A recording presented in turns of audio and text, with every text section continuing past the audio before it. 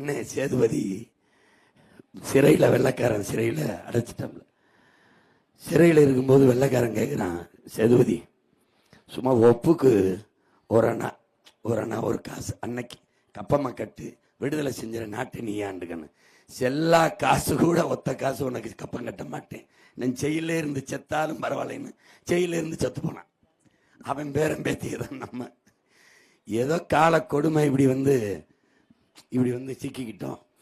இந்த திராவிடம்ங்கிறத நீங்க ஏதோ தத்துவம் நினைச்சுக்கிட்டீங்க. திருடர்கள் உறைந்து அதிகமாக கூடி இருக்கிற இடம் திருடர்கள் உறைவிடம் திராவிடம். திராவிட முன்னேற்றம் என்பது திருடர்கள் முன்னேற்றம்.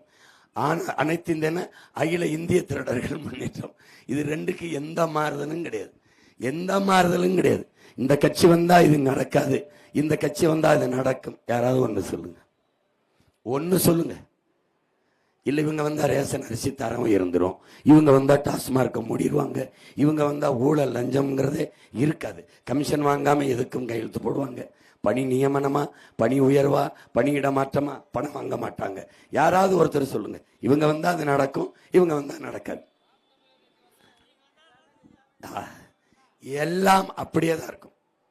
இங்க எப்படி நான் உணர்ந்திருந்தவர்களே, என் பெற்றோர்களே, ஒரே மண்ணு ஒரே அச்சு, யாரு உட்கார்ந்து அறுத்தாலும் ஒரே மாதிரிதான் கல் வரும், செங்கல் வரும். காரணம் இந்த அமைப்பு அப்படி. இதை மாத்தணும்.